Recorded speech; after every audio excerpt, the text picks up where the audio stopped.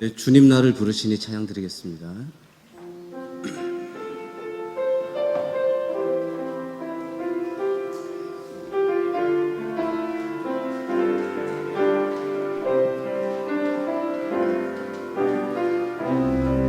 주님 나를 부르시니 두려움 없이 애써 나가리라. 주님 나를 부르시니 주님 내게 오라시니 주님 보고 계시기에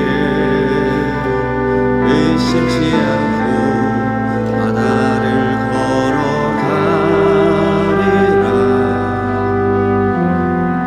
주님 보고 계시기에 주님 여기 계시기에 주님 여기 계시기에 이 깊은 바다가 반석이 되고 주님 여기 계시기에 반석 위를 내가 걸어가리라. 주님 여기 계시기에 저 거친 파도가 반석이 되고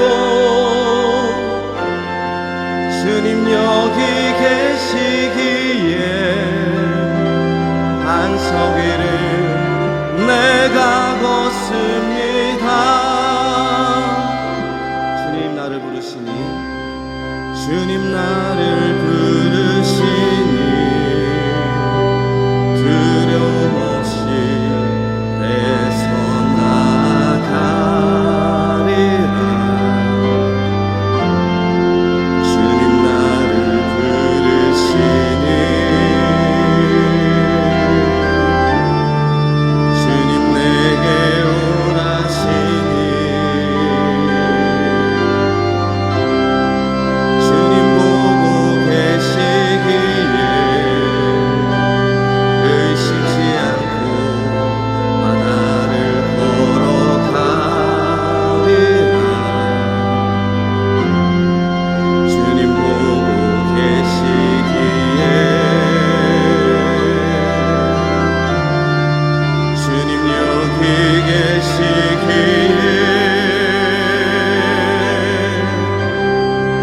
주님 여기 계시기에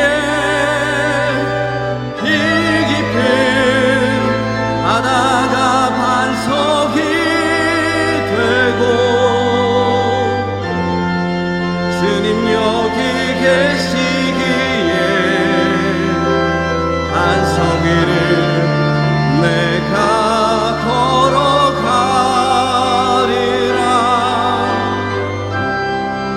주님 여기 계시기에 저 거친 파도가 반석이 되고 주님 여기 계시기에 반석 위를 내가 걷습니다.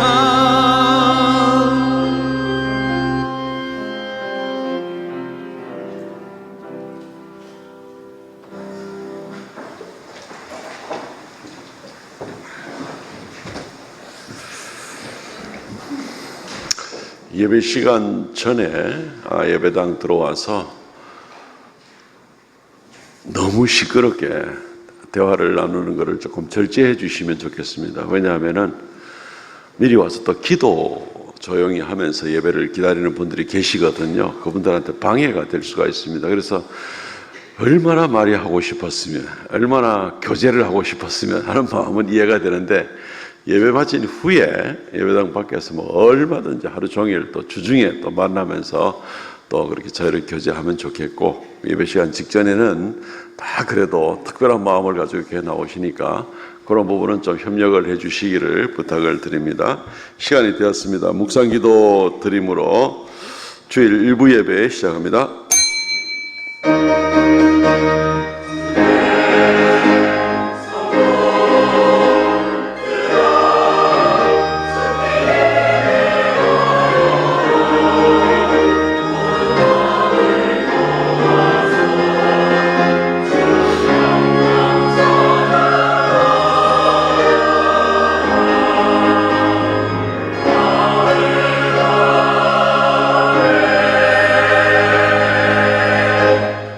복 있는 사람은 악인들의 꾀를 따르지 아니하며 죄인들의 길에 서지 아니하며 오만한 자들의 자리에 앉지 아니하고 오직 여호와의 율법을 즐거워하여 그의 율법을 주야로 묵상하는도다. 주 하나님, 오늘도 우리를 주 앞으로 불러주셔서 예배하게 하심을 감사하옵나이다. 하나님이 우리 하나님이 되심에 우리는 든든하고 기쁨이 한량 없음을 고백합니다. 예배의 시간들을 통하여서 주 앞에 회개하고 또한 주님을 의지함으로 새 힘을 얻고 주의 언약의 말씀을 통하여 위로와 소망을 새롭게 하며 더욱 하나님께 가까이 나아가기를 원합니다. 주 하나님, 이 시간 좌정하셔서 홀로 영광 받아 주옵소서. 예배하는 자들을 귀히 여겨주셔서 또한 이 한 주간이 온전히 주님의 인도와 보호 가운데 든든히 살아가는 귀한 성도들 다 되게 하여 주옵소서. 예배의 시종을 주 앞에 의탁하옵고 예수님 이름으로 기도하옵나이다. 아멘.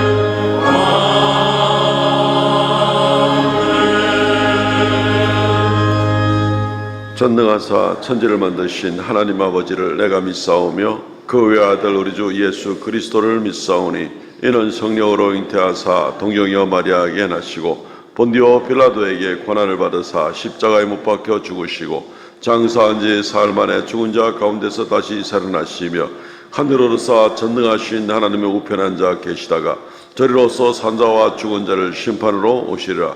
성령을 믿사오며 거룩한 공예와 성도가 서로 교통하는 것과 죄를 사하여 주시는 것과 몸이 다시 사는 것과 영원히 사는 것을 믿사옵나이다. 아멘.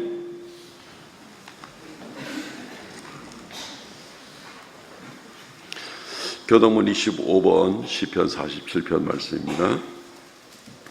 너희 만민들아 손바닥을 치고 즐거운 소리로 하나님께 외칠지어다.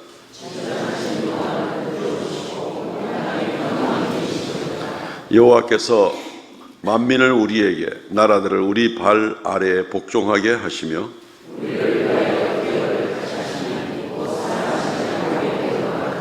하나님께서 즐거운 함성 중에 올라가시며 여호와께서 나팔 소리 중에 올라가시도다.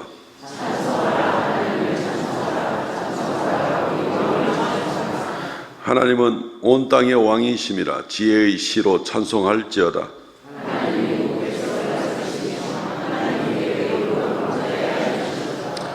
뭇 나라의 고관들이 모이며 아브라함의 하나님의 백성이 되도다.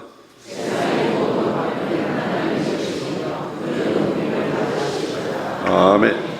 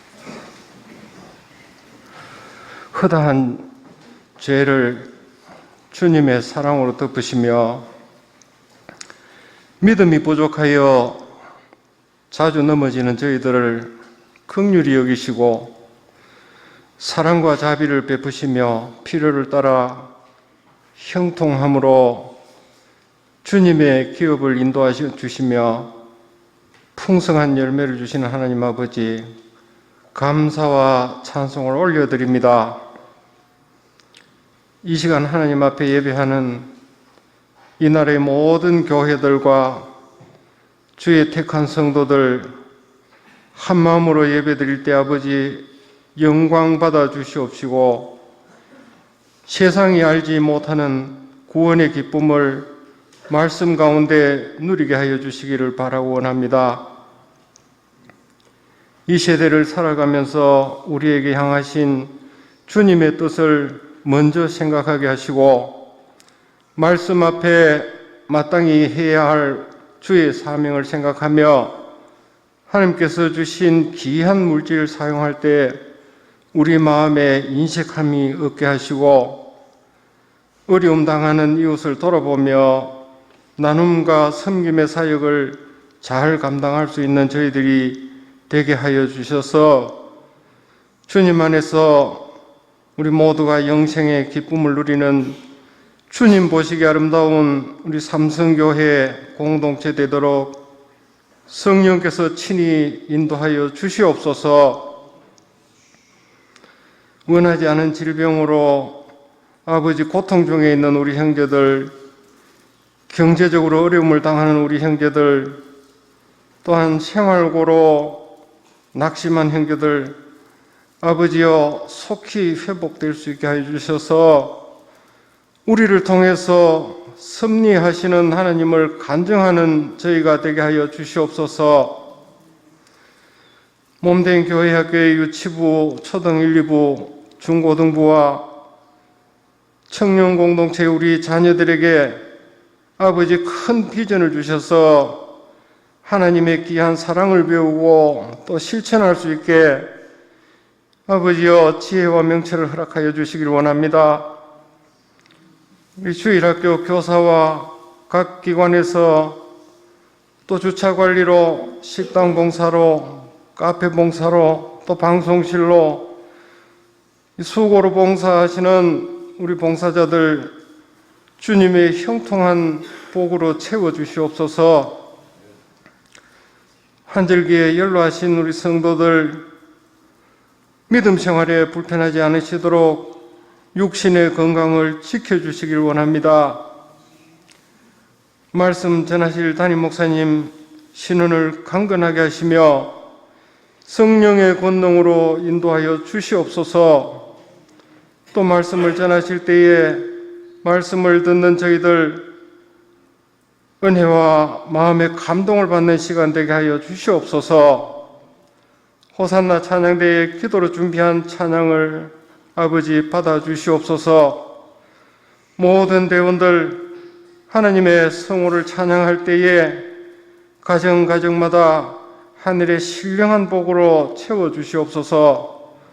우리를 구원하신 예수님 이름으로 기도하옵나이다. 아멘.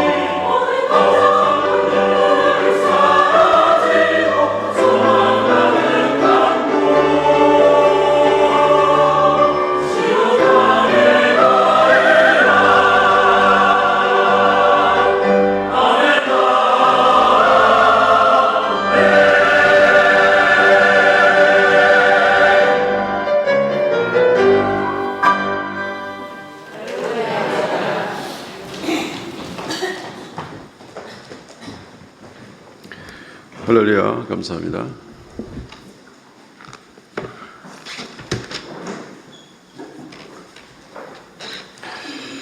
하나님 말씀 교독하겠습니다. 마태복음 5장 1절로 12절 말씀 한 절씩 교독합니다.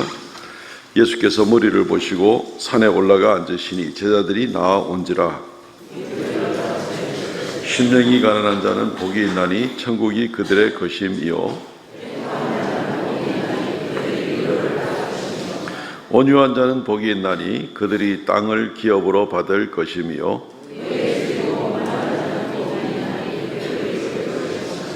긍휼히 여기는 자는 복이 있나니 그들이 긍휼히 여김을 받을 것임이요 화평하게 하는 자는 복이 있나니 그들이 하나님의 아들이라 일컬음을 받을 것임이요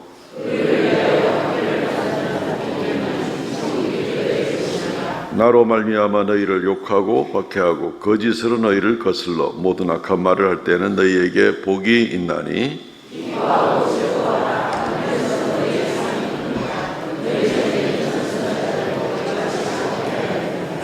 아멘.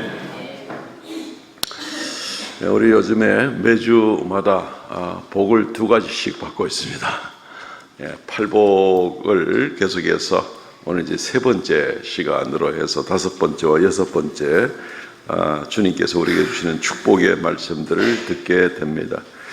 긍휼히 여기는 자는 긍휼히 여김을 받을 것이며 마음이 청결한 자는 하나님을 볼 것임이라 하는 그런 축복을 얻습니다.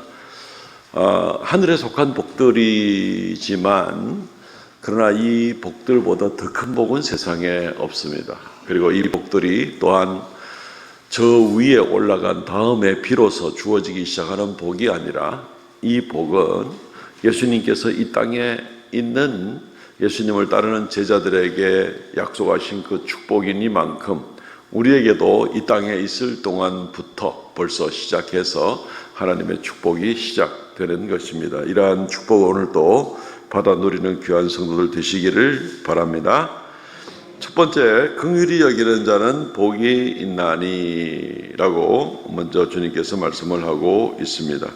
긍휼히 여긴다는 말은 그냥 1차적인 느낌으로 우리가 좀 불쌍히 여겨진다, 측은히 여긴다 하는 이제 이런 마음으로 부딪혀 올 것 같습니다. 이거보다는 사실은 훨씬 더 좀 강력한 의미가 바로 이 긍휼히 여긴다. 다른 사람들에 대해서 우리가 늘 긍휼히 여기는 마음을 가지고 살고 계십니까? 대답을 하는 사람이 딱 한 사람밖에 없는 것 같아요. 긍휼히 여긴다 할 때 이 긍휼이라는 말은 히브리 말로는 어머니의 자궁과 동일한 말을 사용을 하고 있습니다. 그렇기 때문에 긍휼이 어떤 것인지를 우리가 이해할 수가 있게 됩니다. 어머니의 뱃속에서 어린 아이가, 아무 힘도 없는 어린 아이가 무한대의 보호와 무한대의 사랑과 공급을 받는 곳이 바로 어머니 뱃속에 있는 태아의 그런 입장이라고 볼 수 있습니다. 거기가 바로 긍휼의 처소다라고 우리가 생각을 할 수가 있을 것 같습니다. 긍휼이라는 말은 또 고난도 기꺼이 함께 나눈다 하는 그런 의미도 있습니다. 혹시 영어 좋아하시는 분들은 이 긍휼이 여기서 번역되는 말이 그 compassion이란 말인데, com은 함께, passion은 순환, 함께 고난을 받는 이제 그런 의미도 같이 가지고 있다라고 생각을 하면 되겠습니다. 그러니까 그냥 이것은 그냥 좀 불쌍히 여겨주어 그냥 에이 쯧쯧 하면서 하는 어떤 그런 정도의 마음이 아니고 어머니의 뱃속 같은 어떤 그러한 마음을 갖는 것, 또는 고난도 기꺼이 함께 하겠다는 그런 마음을 갖는 것, 이것이 바로 오늘 본문에서 말하고 있는 긍휼히 여기는 자는, 이러한 마음으로 이웃을 대할 수 있는 자는 복이 있나니 라고 이렇게 이야기를 하고 있는 겁니다. 사람이 어떻게 자기 이웃에 대해서 이런 종류의 긍휼의 마음을 어떻게 가질 수 있을까? 쉽지가 않겠죠. 맞습니다. 이것은 자연적으로, 생내적으로 우리가 태어나면서 저절로 가질 수 있는 좀 착한 마음이다. 그래서 생길 수 있는 것이 아니고 이것은 하나님과의 관계로부터 얻어지는 것이 바로 이 긍휼의 마음입니다. 그러니까 우리가 하나님께 하나님 저에게 긍휼히 여기는 마음을 주옵소서라는 기도를 드릴 필요가 있습니다. 그래서 제가 하나님께 긍휼히 여김을 받을 수 있게 하옵소서. 하나님께로부터 오는 것이 바로 이 긍휼의 마음이기 때문에 그렇습니다. 하나님은 여러 별명이 있지만 그 중에 한 가지가 하나님은 긍휼의 하나님이라는 그런 별명도 얼마든지, 긍휼은 하나님께 속한 겁니다. 에베소서 2장 4절, 긍휼이 풍성하신 하나님이 우리를 사랑하신 그 큰 사랑을 인하여, 간단하게 기록을 했지만 긍휼이 무한대이신 풍성하신 하나님, 긍휼은 하나님의 것입니다. 그래서 지금 오늘 본문에서 말하고 있는 이 긍휼이라는 것은 하나님께로부터 우리에게 오는 그런 긍휼을 이야기를 하고 있는 것입니다. 하나님께로 말미암아 우리가 말할 수 없는 긍휼히 여김을 받았기 때문에 관계입니다. 하나님과의 관계입니다. 조금 울리네요, 마이크가. 하나님께로부터 이 무한대에 말할 수 없는 그런 긍휼히 여김을 받았기 때문에 우리는 긍휼히 여기는 마음을 가져야 된다 하는 이 긍휼히 여기는 마음은 사실은 빚진 마음으로 감당하는 것이 바로 우리의 입장이라고 하겠습니다. 무슨 뜻인지 아마 벌써 짐작을 하실 것 같습니다. 하나님께서 무한하신 긍휼로 그 아들 예수 그리스도를 우리를 위하여 고난받게 하시고 우리를 위하여 이루 말할 수 없는 희생으로 우리에게 귀한 은혜 얻을 수 있는 자격을 얻게 하신 그 하나님께 이미 빚진 그런 사람들이기 때문에 우리가 이 긍휼의 마음을 가져야만 한다는 것이죠. 그러니까 내가 예수 믿고 구원받은 그냥 그 이면에나 아버지의 사랑이 이루 말할 수 없는 그 긍휼의 마음 때문에 우리가 이러한 은혜를 입었는데도 불구하고 우리가 이 긍휼의 마음을 갖기를 싫어한다면 이것은 배은망덕한 사람이다. 은혜를 잊어버리고 은혜를 배신하는 그런 사람이다 라고 생각을 할 수가 있겠습니다. 빚진 자입니다. 빚진 자입니다. 어머니의 뱃속에서 어린아이가 보호를 받는 데는 어떠한 조건이나 또는 어떤 위력이나 이런 것들이 작용할 수가 없는 것입니다. 이것은 그냥 우리가 하나님께 은혜 받았으니 어떤 조건 없이 어떤 환경에서도 다른 사람에 대해서 긍휼히 여길 수 있는 마음을 가질 수 있어야 되는 것입니다 라는 것이 우리가 긍휼히 여기는 자는 복이 있나니, 그래서 하나님께 더 풍성한 긍휼의 은혜를 축복을 받기를 원하는 사람들은 빚진 자인 줄 알고 이 긍휼히 여기는 마음으로 감당하고 나가시기를 바랍니다. 유토피아라는 세계적인 대작을 기록을 한 그 토마스 모어 경이라는 분이 계시죠. 이분이 영국에서 대법관, 당시의 대법관은 한 1500년 채 안 되기 전에 그런 시절인데, 이때의 그 대법관은 국무총리 플러스 대법관 이런 정도 다 합한 정도의 엄청난 그런 권세를 가지기도 했던 분입니다. 근데 이분이 한번 억울하게 이렇게 누명을 쓰고 이분이 이제 사형에 처해지게 되었습니다. 그래서 사형 언도를 받았습니다. 사형 언도를 내린 그 재판관을 향해서 아주 유명한 말을 한마디 말을 하게 됩니다. 이 토마스 모어는 무슨 얘기를 하냐면, 재판관이여, 내가 당신을 친구라고 부를 수 있도록 허락해 주시기를 바랍니다. 나는 나와 당신과의 관계가 바울과 스데반의 관계가 되었으면 좋겠습니다. 바울은 스데반을 죽이는 역할을 했지만 지금은 천국에서 그 둘도 없이 친한 친구가 되어 있을 거라고 확신합니다. 그래서 지금 그대가 나에게 죽음을 선고하지만 하나님 나라에서는 나와 당신은 영원한 친구가 되는 그런 관계가 되기를 바랍니다 라고 이제 재판관에게 이야기를 했습니다. 그러자 그 재판관이 이야기를 할 때에 아니 당신은 나에게 왜 나는 지금 당신에게 사형을 선고했는데 당신은 나한테 어떻게 그렇게 선대하는 말을 그렇게 할 수가 있습니까? 라고 얘기를 하니까 이 토마스 모가 하는 소리가 주께서 나에게 먼저 긍휼을 베풀어 주셨기 때문입니다. 이렇게 이야기를 한 유명한 그런 일화가 있습니다. 이 땅에서의 삶이 전부 다가 아닐 뿐 아니라 이 땅에서의 삶 가운데에 서라도 하나님께 이미 이루 말할 수 없는 큰 긍휼의 은혜를 입었으면 빚 갚는 마음으로 의무적인 마음으로 우리가 다른 사람을 긍휼히 여길 수 있는 그런 마음이 돼야 된다는 것입니다. 누구한테 긍휼을 베풀 것인가? 뭐 사람 나름이지 뭐 모든 사람한테 어떻게 그럴 수 있느냐? 이게 보통 사람의 마음입니다. 그래서 다시 한번 우리는 성경 말씀으로 돌아가서 누구한테 긍휼을 베풀 것인가를 생각을 해야만 합니다.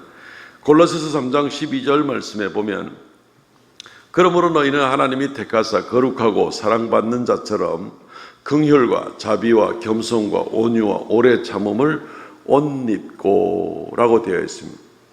긍휼의 마음을 갖는 것은 누구 골라가지고 내가 오늘 성경에서 말하는 그런 종류의 긍휼을 흉내라도 한번 내보겠다라는 것이 아니라 그냥 긍휼로 옷 입는다라고 이야기를 하고 있는 것입니다. 내가 옷을 입고 밖에 나가면 나하고 가까이 친한 사람, 나한테 잘해주는 사람만 나의 옷 입은 것을 보는 것이 아니라 나를 미워하는 사람, 나와는 아무 관계없는 사람도 얼마든지 나를 볼 수가 있는 것입니다. 그러니까 누가 나를 보는 것인가는 관계없이 나는 내 스스로가 하나님께 은혜를 입은 자이기 때문에 이 긍휼을 나의 옷으로 입고 그렇게 나는 나아가겠다 하는 것입니다. 그러니까 누가 나의 긍휼의 대상이 될 것인가가 아니라 내가 긍휼로 단장하고 하루를 시작하겠다라는 이제 그런 모습이 되는 것입니다. 때때로 어떤 사람들은 예수 믿는 사람들이 무섭다고도 얘기를 하죠. 뭐 세상 사람들은 술 먹고 술김에 한번 툭 털어놓고 야 털고 말자 이제 이렇게 넘어가는 수도 있지만 예수 믿는 사람들은 술도 안 먹어가지고 정신이 말짱말짱 해가지고 뭐 하나 걸렸다 그러면 막 끝까지 물고 늘어가지고 가는 그런 모습이 예수 믿는 사람들이 더 무섭다 하는 그런 얘기를 한다고 합니다. 그러나 사실은 반대가 돼야 되죠. 술김에 술의 힘을 의지해가지고 겨우 자기의 진심을 내놓고 겨우 관용을 조금 베풀 수 있는 어떤 그런 마음이 아니라 그리스도 예수께 빚졌기 때문에 우리가 온전한 정신과 온전한 마음으로 가슴 아픔과 가슴 찢는 일이 있더라도 온전한 마음으로 온전한 말로 형제를 용서하고 관용하고 있는 그 모습이 오히려 더 올바른 것이죠. 그리스도인이 더 분명한 용서와 화해를 감당할 수가 있는 것입니다. 어쨌든 옷 입는 것입니다. 긍휼은 내가 그 대상을 찾는 것이 아니라 내가 옷 입고 나가는 것입니다. 우리는 오늘 교회 오실 때에 어떤 옷을 입고 오셨습니까? 아주 그냥 뭐 더럽고 얼룩지고 막 냄새나고 그런 옷을 입고 오겠습니까? 아니면 깨끗한 옷을 입고 나오겠습니까? 우리는 하루를 시작하면서 바깥에 나가게 될 때 또는 뭐 가족을 만나는 것부터 시작을 해서 악한 마음, 모진 마음을 가지고 하루를 살아나가겠습니까? 아니면은 긍휼의 마음을 가지고 하루를 살기로 작정을 하겠습니까? 이게 옷 입는 겁니다. 무엇으로 옷 입고 오늘 하루를 시작할 것인가? 대상이 문제가 아니라 내가 문제인 것이죠. 이러한 사람들이 복을 받는다고 말을 하고 있습니다. 심지어 그 대상에 대해서 얘기를 할 때에 우리는 마태복음 25장 35절부터 40절 말씀에 보면은 우리 주님께서 주님의 심판날 오른쪽에 앉아있는 사람들에게 말할 때에 이런 얘기를 합니다. 내가 줄일 때 너희가 먹을 것을 주었고 목마를 때 마시게 하였고 나그네 됐을 때 영접하였고 헐벗었을 때 옷 입혔고 병들었을 때 돌보았고 옥에 갇혔을 때 와 보았느니라. 그러니까 이들이 뭐라고 대답을 합니까? 이들이 주여 우리가 어느 때에 주께서 줄인 것을 보고 음식을 대접하고 목마른 것을 보고 마시게 하였나이까? 어느 때에 나그네 되신 것을 보고 영접하였으며 벗으신 것을 보고 옷 입혔나이까? 어느 때에 병드신 것이나 옥에 갇힌 것을 보고 배웠나이까? 그러니까 주님께서 40절에 임금이 대답하되 가라사대 내가 진실로 너희에게 이르노니 너희가 여기 내 형제 중에 지극히 작은 자 하나에게 한 것이 곧 내게 한 것이니라.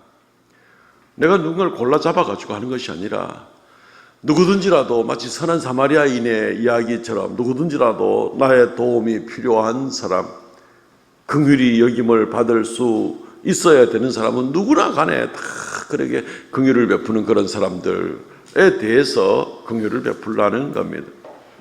어느 때에 하는 게 참 마치 우리 경상도 말로 언지에 뭐 어디에 하고 말은 오늘 본문에서는 좀 비슷한 의미를 가지게 되겠더라고요.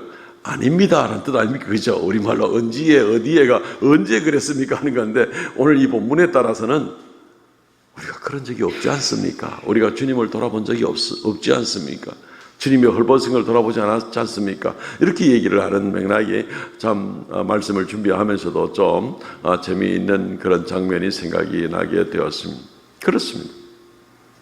여기에 있는 지극히 작은 사람, 어떤 연약한 사람이라 할지라도 사람들에게 인정받지 못하는 사람, 쉽게 무시받을 수 있는 그런 사람, 어떤 도움이 필요한 사람, 정말 예상하지 못했던 그런 사람임에도 불구하고 긍휼히 여김을 받을 필요가 있는 사람에게는 기꺼이 나는 긍휼로 옷 입고 오늘 하루를 나간 사람이니까 그렇게 긍휼을 베풀 수 있는 그런 모습, 어떤 사람을 가리지 않고 한 소자라도 기꺼이 긍휼을 베풀 수 있는 그런 사람들에게 긍휼을 베풀라는 겁니다. 선한 사마리아인의 비유를 아시죠? 그 사람이 누가 예루살렘에서 여리고로 내려가다가 강도 만날 줄 알았습니까? 강도 만난 게 해필 자기 앞에서 바로 직전에 있었던 사건인 줄 알았습니까? 모르잖아요. 전혀 예상하지 못한 가운데 한 사람이 지금 비천한 지경에 어려운 가운데 있을 때 기꺼이 도와주는 그런 마음을 가졌던 것이 선한 사마리아인의 그런 마음입니다. 주님은 어쨌든 이런 사람들에게 축복하십니다. 오늘 마태복음 5장 7절 말씀, 긍휼히 여기는 자는 복이 있나니, 여기까지 우리가 지금 말씀을 나누었습니다. 그는 긍휼히 여김을 받을 것임이요. 이미 긍휼히 여김을 받았기 때문에 우리가 긍휼히 여기는 것을 옷을 입듯이 의무적인 마음으로 감당해야 되는 것인데, 이런 마음을 가진 사람에게는 주님께서 또 다른 긍휼히 여기는 더 큰 축복을 또 주시겠다는 겁니다. 주님께서 이중적인. 아까 우리가 마태복음 25장 35절에서 40절까지 언지에 어디에 하는 모습들을 쭉 살펴보았는데 그 다음 절 한번 보면 좋겠습니다. 마태복음 25장 34절 말씀에 바로 그 앞에 나오는 그 같은 부분에 나오는 건 어떤 내용이 나오냐면은 마태 25장 34절, 그때 임금이 그 오른편에 있는 자들에게 이르되 내 아버지께 복받을 자들이여 나와 창세로부터 너희를 위하여 예비된 나라를 상속하라. 오른쪽에 있는 자들, 언지에 어디에 하는 그 사람들에게 창세로부터 예비된 나라를 너희가 상속하라. 이 바로 긍휼히 여김을 받고 또 긍휼히 여김을 감당하는 이제 그런 사람들에게 주어지는 축복이 바로 창세전부터 너희를 위하여 예비한 천국을 너희가 상속하라. 이런 축복을 우리에게 주시겠다는 것입니다. 그렇기 때문에 이 긍휼히 여김을 받는 축복, 이것을 베푸는 축복이 얼마나 놀라운 축복인지를 우리가 한번 생각해 보시기를 바랍니다. 풍진 세상이라 그러죠. 바람과 먼지 많은 그 세상 가운데 우리가 살면서 먹고 살기도 바쁘지만, 그러나 이 가운데 우리가 중요한 것, 하나님과 나와의 관계로 인해서 내가 주님께 받은 이 긍휼히 여김을 받은 축복과 사랑을 잘 감당하면 우리는 주님을 닮는 자가 되고, 또 나가서 이들에게 주님께서 또 더 놀라운 긍휼히 여김을 받게 하는 그런 놀라운 축복을, 창세전부터 예비한 그런 축복을 주신다는 것입니다. 사랑하고 용서하고 사는 우리가 되면 좋겠습니다. 그래야 이 긍휼히 여김 받는 축복이 다 우리 성도들의 것이 되시기를 주의 이름으로 축원드립니다. 두 번째입니다. 마음이 청결한 자는 복이 있나니. 오늘 5장 8절 말씀에 마음이 청결한 자는 복이 있나니 그들이 하나님을 볼 것임이요. 마음이 청결한 자는 복이 있나니 하나님을 볼 것이며. 한마디 한마디가 정말 주옥 같은 말씀인데, 그래서 우리가 좀 자세하게 좀 살펴보아야 됩니다. 마음이 청결하다 그랬습니다. 외모를 말하는 게 아닙니다. 요즘 외모 지상주의 아닙니까? 그죠? 예, 온 세상은 적어도 그렇습니다. 솔로 나라 한 번씩 봅니까? 한 번씩 보니까 이렇게 6커플씩인가 보통 이렇게 나와가지고 남자 6명, 여자 6명 나와서 한 닷새 동안 같이 같은 공간에 있으면서 서로 대화도 나누고 짝을 맞추는 그런 프로그램이더라고요. 근데 보면은 거의 대부분 외모 중심으로 쟤는 되겠다, 쟤들은 안 되겠다 싶은 생각을 한번 이렇게 해보면은 그래 맞아 들어갈 때가 한 번씩 있더라고요. 외모 지상주의 시대가 되는가 하면. 근데 외모는 우리가 하나님과의 관계에 있어서 그렇게 도움이 안 될 수도 있습니다. 어떤 분이 재미있는 유머를 얘기합니다. 어떤 20대 젊은 여성이 하나님의 음성을 들었답니다. 내가 너를 100살까지 살게 해주겠다. 그래서 이 여인이 너무 기분이 좋아가지고 그날 병원에 가서 얼굴을 예쁘게 꾸미려고 성형수술 다 받았답니다. 그랬더니만은 이상하게 그날 밤에 죽어서 하나님께 불려갔다는 거죠. 그래서 아니 하나님이 나한테 거짓말했습니까? 100살 살게 해준다 그래놓고 오늘 당장 불러가면 어떡합니까? 그랬더니만 하시는 말씀이 하나님이 네가 얼굴 수술 받아가지고 잘 못 알아봐서 그렇게 됐다. 웃기는 유머이긴 합니다만은 외모는 우리가 하나님 앞에 나갈 때는 그렇게 별 도움이 되지를 않습니다. 오늘 성경 말씀에도 마음이 청결한 자는 복이 있나니, 마음이 청결한 자는 복이 있나니 이렇게 되어 있습니다. 성경에서는 외모가 훌륭하다고 축복한 적은 한 번도 없습니다. 외모가 훌륭하다. 압살롬 같은 경우는 외모가 참 좋다. 이런 얘기는 하긴 했지만 그것 때문에 축복되다. 그것 때문에 압살롬을 엄청나게 축복하셨다 이런 건 없습니다. 압살롬은 나중에 상수리나무에 머리카락 걸려가지고 대롱대롱 하다가 창 찔려 죽은 사람이 바로 압살롬입니다. 그렇다고 외모가 저주의 대상도 아니고 외모가 축복과 저주의 근거는 아니다 하는 그 말씀인 것입니다. 하나님의 축복은 마음에 달려있기 때문에 그렇습니다. 마음이 청결한 자는 복이 있나니. 그럼 마음이 청결하다는 것은 어떤 건가요? 마음이 청결하다는 것은 어떤 것이 마음이 청결한 사람이 될 수 있습니까? 어떤 사람은 생각합니다. 그냥 산에 올라가서 소리 한번 확 지르고 이 10년 동안 이 묵은 짐을 확 퍼뜨려 놓으면은 이거 내 마음이 이제 시원하다, 청결하다. 예. 기도할 때 그냥 눈물 콧물 흘리고 나면은 마음이 시원하다. 그런 얘기도 한번 들어봅니다. 기도는 우리가 마음 시원하려고 기도하는 게 아닙니다. 어떻게 생각하면은 기도하고 나가지고 뭔가 모르게 정화된 느낌이 들기는 들지만 그게 우리의 기도의 목적은 아닙니다. 기도는 아버지와 나와의 관계 가운데 그분에게 의탁하고 그분에게 고백하는 것이지, 그하고 났더니만 마음이 시원하다, 이게 기도의 목적은 아닌 것이죠. 마음이 청결하다는 것은 무엇을 말하는 것인가 하면은, 마음이 청결한 것은 회개함으로 하나님께 나오는 것입니다. 회개함으로.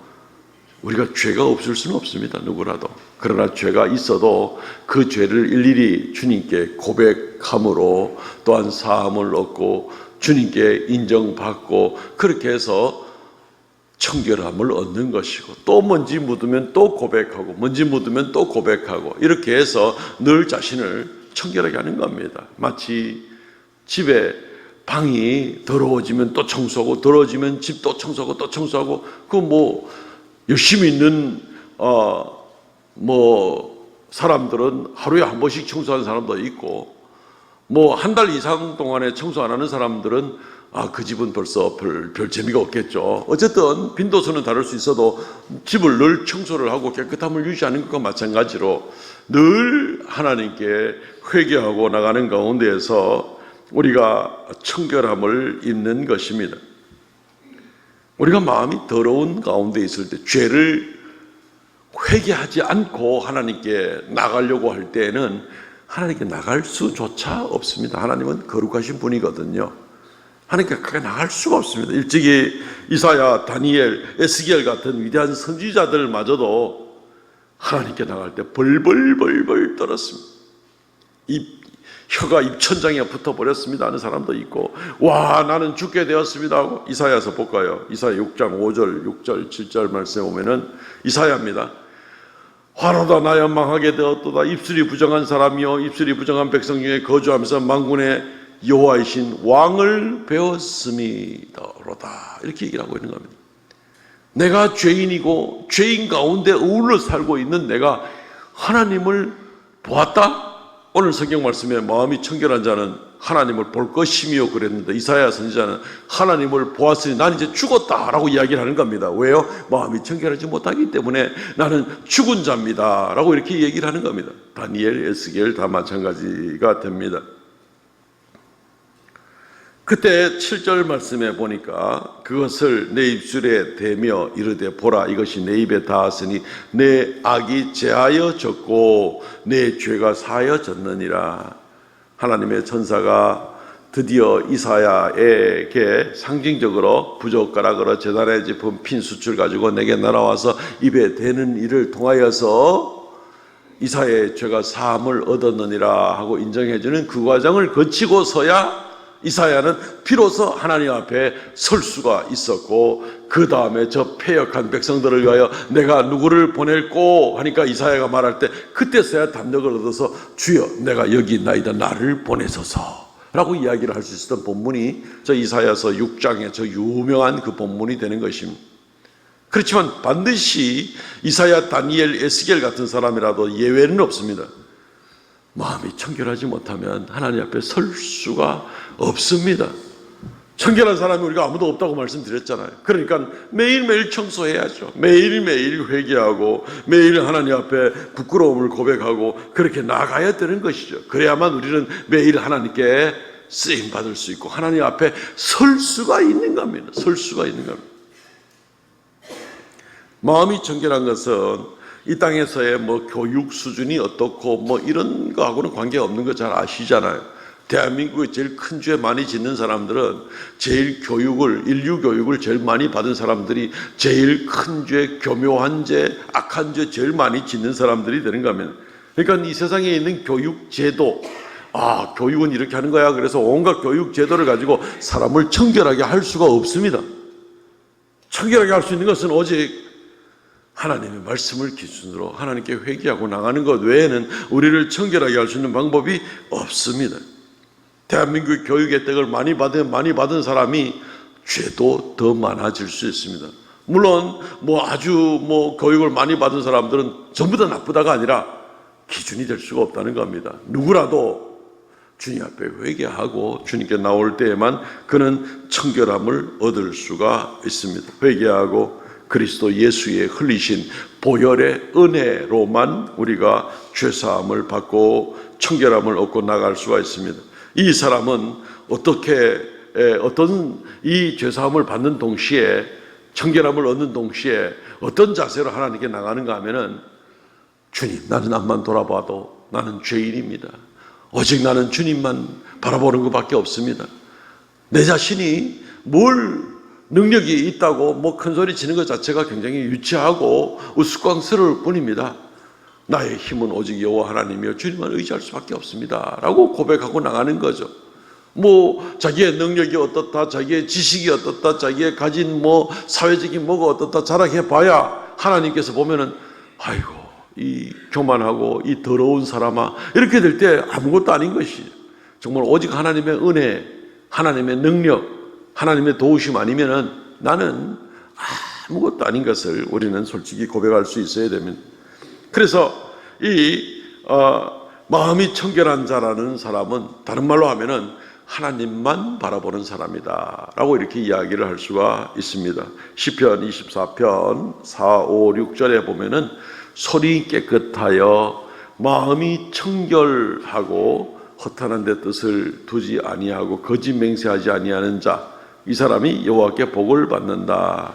마음이 청결한 자는 하나님께 복을 받는다 이렇게 이야기를 하고 있죠.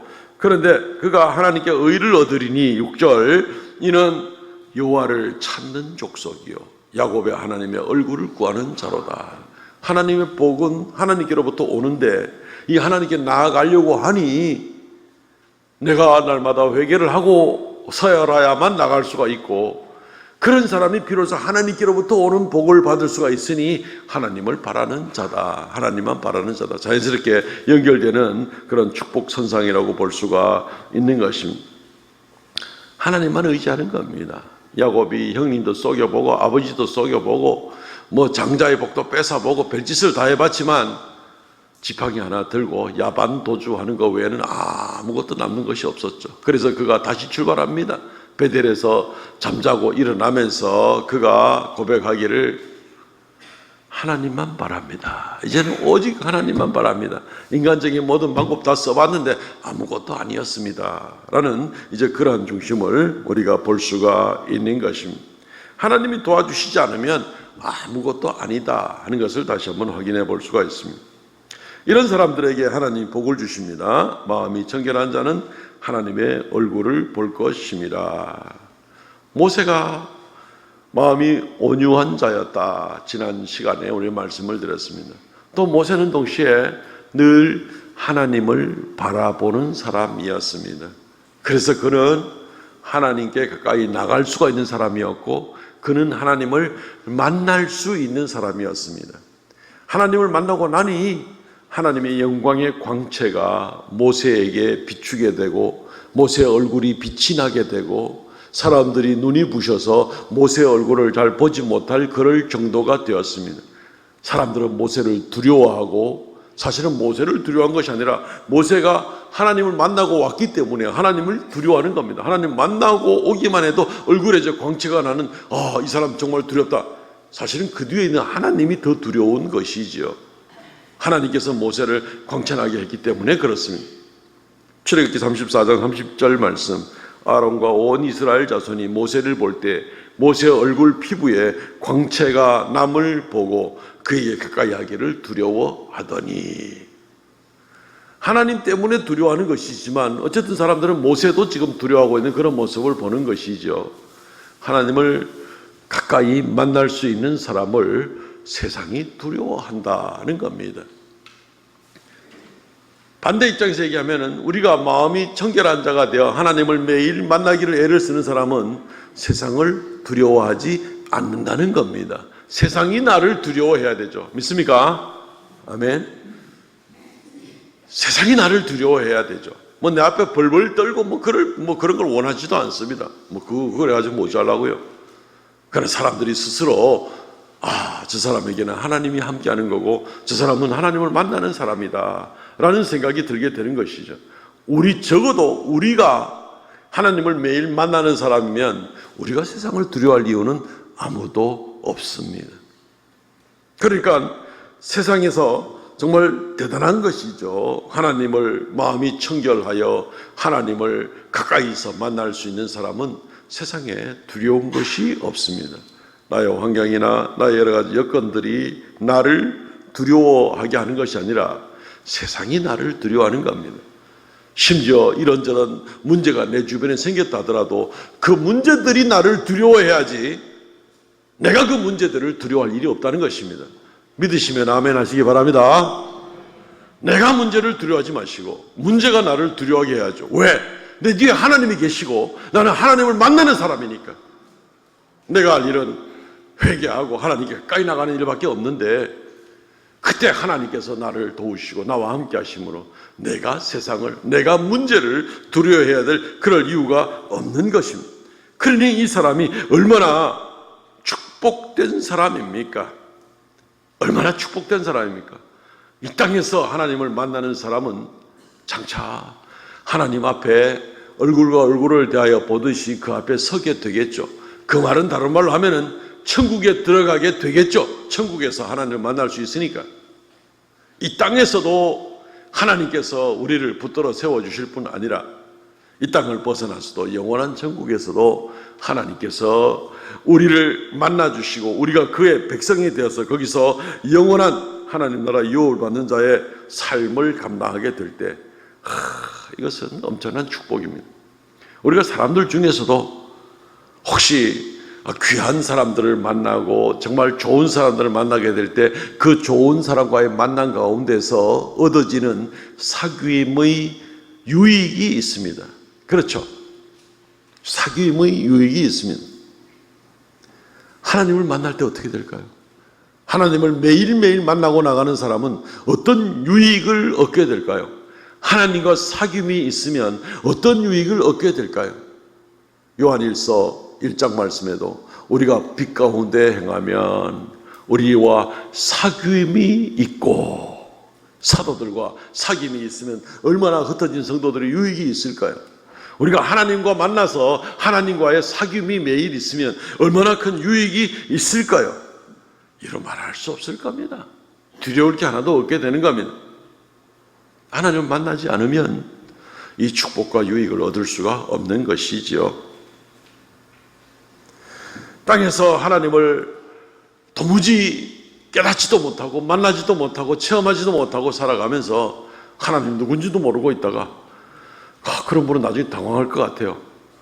설사 천국 간다 그래도 여기가 어디고 이러면은 저분이 누구 이러면은 참 곤란할 것 같습니다.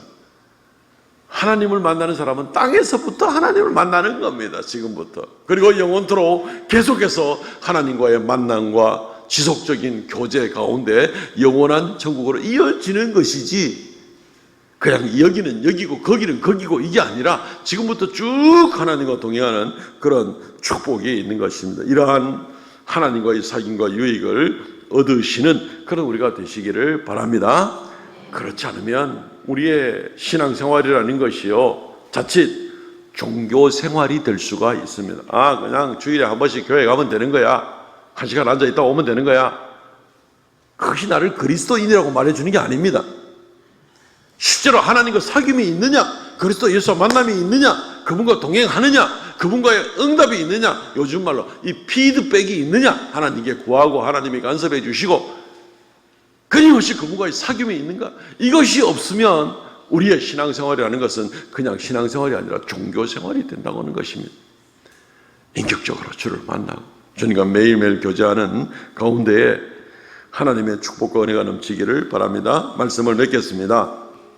복 있는 사람은 긍휼히 여기는 자요, 복 있는 사람은 마음이 청결한 자입니다. 복 있는 사람은 그리스도께 받은 은혜를 생각하고 빚진 마음으로 긍휼로 옷을 입고 살아가는 사람이고, 마음이 청결한 사람은 매일매일 회개함으로 하나님께 가까이 나가고 하나님과 사귐을 감당하는 바로 그런 사람입니다. 이런 사람들이 축복된 것은 당연한 것이죠. 사랑하는 성도 여러분, 이 한 주간 이러한 귀한 축복의 은혜가 넘치시기를 주의 이름으로 축원드립니다.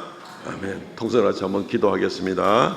이 시간 하나님, 주의 팔복에 나온 말씀들, 오늘도 두 가지나 되는 놀라운 그런 축복의 말씀을 들었는데 이러한 축복을 감당하고 살아가는 우리가 되게 하여 주옵소서. 이 시간 통성으로 기도합니다.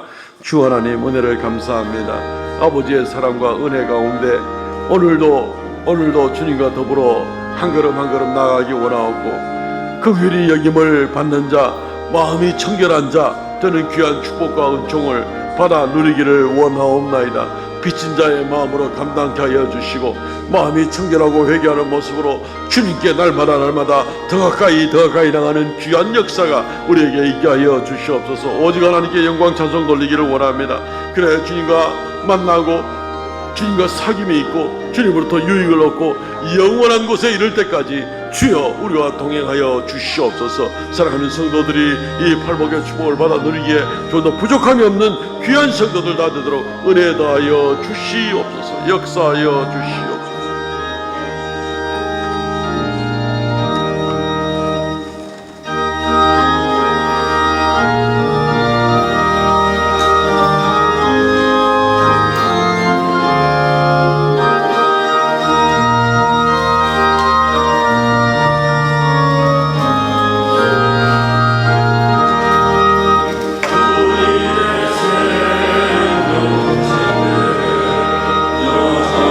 주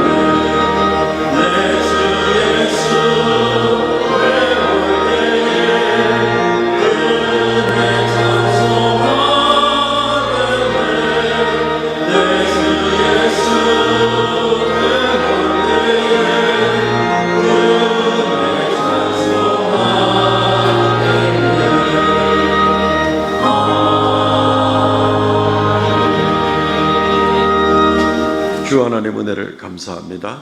우리를 사랑하시고 사랑하셔서 이 땅에 사는 동안도 천국 백성으로서의 귀한 삶과 하나님께로부터 말미암은 귀한 축복들을 얻으며 살아가게 하심을 감사합니다. 이 복을 놓치는 사람이 한 사람도 있지 않게 하여 주시고 오직 주님과 더불어 동행하는 귀한 성도들 다 되게 하여 주옵소서. 이 시간도 하나님 베푸르신 은혜를 감사하여 말씀대로 11조의 예물, 감사의 예물, 정한 예물 올려오니 주님께서 연락하여 주시고 주님 생명의 역사, 주의 영광 받는 놀라운 역사들이 나타나게 하여 주옵소서. 드린 손길마다 만복으로 더하여 주시고 범사의 주를 인정하고 범사의 주께 인정받으며 주님과 동행하는 귀한 성도들 다 되게 하여 주시옵소서. 이 한 주간도 사랑하는 모든 성도들의 가정마다 평강을 더하여 주시고 위로부터 내리는 기쁨과 평안의 은혜가 온 성도들의 가정 가운데 넘치게 하시고 우리는 더욱 주님만 의지하고 살아가는 귀한 성도들 되게 하여 주옵소서. 예수님 이름으로 기도하옵나이다. 아멘. 지금은 우리 주 예수 그리스도의 은혜와 아버지 하나님 극진하신 사랑과 성령의 교통하심과 새롭게 하심의 역사가 이 시간 머리 숙여 경배하는 하나님의 거룩한 백성들에게 영원토록 함께 있을지어다. 아멘.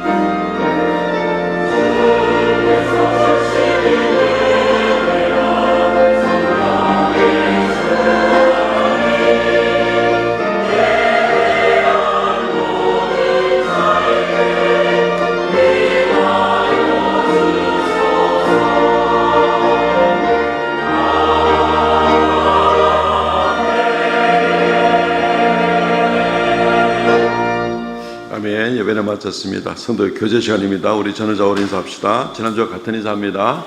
사랑합니다. 축복합니다. 사랑합니다. 축복합니다. 네, 축복합니다. 3주 전보다 훨씬 사랑합니다. 축복합니다. 얼굴이 많이 밝아지셨습니다. 네, 진심이 팍 느껴집니다. 감사합니다. 주보를 참고해 주시면요, 이번 주에는 고린도전서에서부터 데살로니가 후서까지 성경 본문입니다. 이번 주 오후 예배는 소그룹으로 모이는 시간입니다. 오늘 오후입니다. 2시 15분까지는 본당에 다 오셔서 함께 찬양하고 또 전체 모임을 잠시 가진 다음에 소그룹으로 흩어지도록 하겠습니다. 2부 예배는 중고등부와 청년회가 함께 모이는 온세대 예배로 드립니다. 오늘 마지막 주거든요. 그리고 다음 주 오후 예배는 어린이 헌신 예배로 드립니다. 벌써 5월달 됩니다. 네, 말씀은 우리 김성우 목사님이 전하겠습니다. 그리고 다음 주일 오전 2부 예배 시간에 세례식이 있습니다. 해당되시는 분들은 문답에 꼭 참여하시기를 바랍니다. 특별 헌금에 대한 광고를 하나 드립니다. 교회 승합차 구입을 위해서 특별 헌금을 실시하기로 당회에서 결정을 했습니다. 5월 4일 다음 주일부터 해서 다음 주일 전날 토요일이네, 그죠? 토요일부터 해가지고 2주간 동안 특별로 한번 지금부터 기도하시고 교회 승합차를 지금 세대가 있는데 이 세대를 사실은 다 교체를 해야 돼요. 연차적으로 해서 좀 다 바꿀 생각인데 뭐 또 연식이 오래된 것도 있고 좀 덜 오래된 것도 있고 이래서 지금 계획으로는 대략 한 2년에 하나씩, 한 2, 3년에 하나씩 바꿀 생각인데 하나는 지금 올해 지금 당장 바꾸어야 될 그럴 입장에 있습니다. 교회 그동안에 뭐 한 5, 6년 이상 동안 적립해 온 것이 한 2천만 원 정도 있습니다만은 이걸 이번에 다 써버리고 나면은 다음에 구할 때 또 좀 부담을 더 많이 갖게 될까봐 여기에서는 1,000만 원만 쓰기로 계획을 하고, 그리고 전체 한 3,700만 원 정도가 필요한데 당회원들 우리 장로님들 11분하고 저하고 해서 특별헌금을 1,200만 원을 먼저 모으기로 했습니다. 그러면 이제 한 1,500만 원 정도가 부족하겠죠. 예. 우리 성도들께서 아낌없이 또 교회 승합차 구입을 해서 특별 헌금을 해주시면 감사하겠습니다. 그래서 만약에 쓰고 또 이번에 여유가 충분히 생기고 이러면 또 적립해 놓았다가 다음에 또 한 2, 3년 후에 한 대 또 바꿀 때 큰 부담 없이 또 차량을 한 대 더 바꾸고 교체하고 이렇게 해서 이 차량이 너무 노후하면은 우리 성도들 이렇게 운행하고 이럴 때에도 안전 문제도 있기 때문에 이제 바꿀 때가 돼 가거든요. 그렇게 아시고 기도하시고 협력해 주시면 좋겠습니다. 헌금 봉투를 따로 준비해서 뭐 주보에 다 넣어서 뭐 좀 부담 드리는 것 같이 그렇게 하지는 않습니다. 이게 뭐 절기도 아니고 그래서 그냥 교회 봉투나 어떤 감사헌금 봉투에다가도 거기다가 특별 차량 헌금이라고 써서 그렇게 헌금을 해 주시면 큰 도움이 되겠습니다. 적극 협력해 주시기를 바랍니다. 오늘 우리 3040 임원단 모임이 56 여전도회 사남전도회 임원단 모임이 오늘 1시 반에 새가족실에서 있습니다. 정기당의 모임이겠고요. 오늘은 선교 헌금을 드리는 주일입니다. 기관별 찬양축제가 5월 19일 이 날이 성령 강림절 맥주 감사절을 겸하는 절기인데 그날 오후는 온 교회가 모여서 찬양축제를 합니다. 기관별로 열심히 준비해 주시기 바랍니다. 상품도 많이 준비하고 아주 그날 은혜가 넘치는 그런 시간이 되도록 그렇게 협력해 주시기를 바랍니다. 이번 주 금요 성령 집회 봉사는 이여전도입니다. 오늘 점심 식사는 윤명수 장립 집사님, 구혜연 집사님 가정의 성입니다. 감사를 드립니다. 성경 완독자 김찬인 권사님, 박명희 집사님, 이경혜 권사님, 여정희 권사님 수고 많으셨습니다. 일어나서 패송하고 마치도록 하겠습니다.